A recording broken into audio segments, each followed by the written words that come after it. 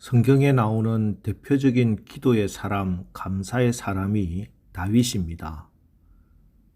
역대상 11장에서 만군의 하나님 여호와께서 함께 계시니 다윗이 점점 강성하여 가니라 하고 말씀하셨는데, 이렇게 만군의 하나님 여호와께서 함께 하시는 통로가 바로 기도입니다. 우리가 하나님의 응답을 받아 복된 삶을 사는 비결은 의외로 단순하고 간단합니다. 말씀하실 때까지, 하나님께서 나에게 응답하실 때까지 붙들고 부르짖고 하나님 말씀해 주십시오 하고 하나님 앞에 매달리는 수밖에 없습니다. 우리가 지금까지 하나님 찾지 않았던 것 회개하고 하나님이 우리를 용서해 주실 때까지 눈물을 흘리고 하나님 앞에 엎드리는 수밖에 없는 것입니다.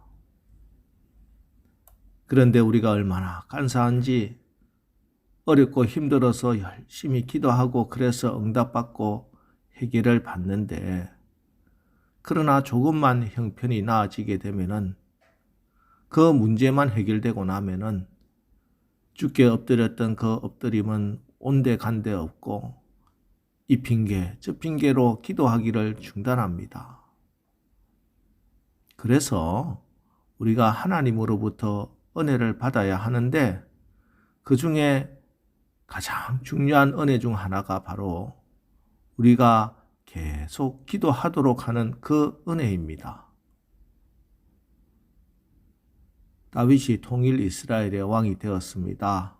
통일 이스라엘의 왕이 된 이후에도 모든 전쟁마다 하나님께 여쭙고 무릎 꿇어서 승리를 이어나갑니다.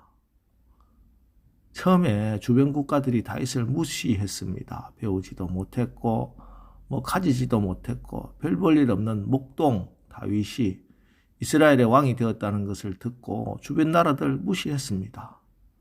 그런데 다윗의 일생이 승승장구하는 것으로 계속 이어지자 주변국들의 태도도 달라지기 시작합니다.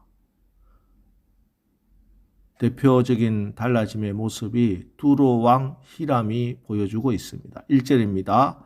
두로 왕 히람이 다윗에게 사신들과 백향목과 석수와 목수를 보내 그의 궁전을 건축하게 하였더라.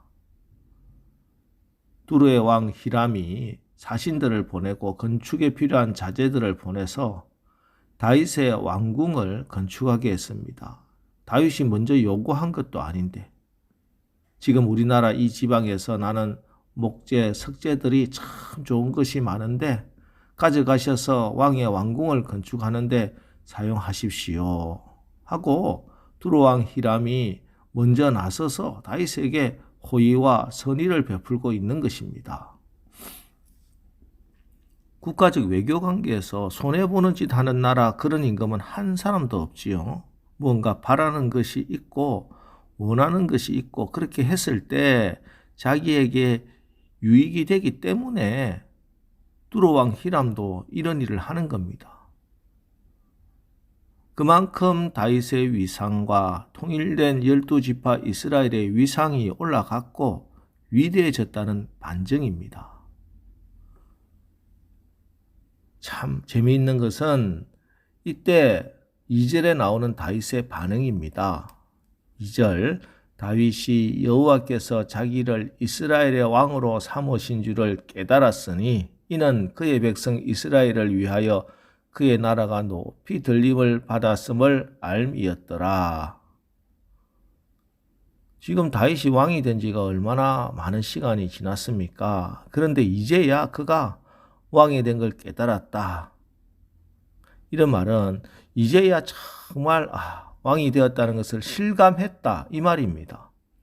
주변의 여러 국가들이 자기를 왕으로 인정하고 이렇게 목재, 석재, 사신들을 보내서 왕 대접을 하는 걸 보고 그때서야 이제 내가 왕이구나, 이제 내가 참으로 왕이 되었구나 하는 걸 실감했다는 말입니다. 자, 그런데 이때가 교만이 들어오기 쉬운 때입니다. 이때가 이전에 목동이었던 다윗을 잊어버리기가 쉬운 때입니다. 주변 나라들이 나를 인정하고 그 전에 이미 자기 나라에 있는 12지파는 다윗의 치세에 복종하고 걱정할 것이 없고 염려할 것이 없는 다윗의 모든 상황들이 이제 슬슬 교만해지기 쉬운 때입니다. 그러나 하나님은 다윗을 사랑하셔서 그가 완전한 교만으로 흘러가지 않도록 내버려 두지 않습니다. 그 장치가 바로 블레셋입니다. 8절 9절입니다. 다윗이 기름 부음을 받아 온 이스라엘의 왕이 되었다 함을 블레셋 사람들이 듣고 모든 블레셋 사람들이 다윗을 찾으러 올라오매 다윗이 듣고 대항하러 나갔으나 블레셋 사람들이 이미 이르러 르바임 골짜기로 쳐들어온지라. 교만이 들어오기 시작할 때쯤 하나님이 블레셋을 통해 그 교만한 마음이 들지 않도록 막아주시는 것입니다. 그때 다윗이 다시 하나님 앞에 무릎으로 나갑니다. 오늘 두 번이나 블레셋 사람들이 쳐들어오고 두 번이나 하나님 앞에 기도하는 다윗의 모습이 나옵니다. 10절 보시면은 다윗이 하나님께 물어 이르되 14절도 보시면 다윗이 또 하나님께 묻자온대. 자, 이렇게 하나님은 블레셋이라는 장치를 걸어 놓으시고 그때마다 다윗은 하나님 앞에 묻고 또 물었습니다. 그 결과가 어떻게 됩니까? 16절, 17절입니다. 이에 다윗이 하나님의 명령대로 행하여 블레셋 사람들의 군대를 쳐서 기브온에서부터 게셀까지 이르렀더니 다윗의 명성이 온 세상에 퍼졌고 여호와께서 모든 이방 민족으로 그를 두려워하게 하셨더라. 그렇습니다. 다윗의 인생에 블레셋은 그를 괴롭히는 문제였지만 그러나 이것이 또한 그를 겸손하게 하는 하나님의 선물이었습니다. 그래서 다윗은 블레셋 문제 앞에서 하나님께 기도하고 무릎으로 나간 결과 결국 그들을 물리쳤고 주변 모든 나라들이 그를 두려워하게 되었다 하는 이 두 가지 토끼를 함께 잡을 수 있었습니다.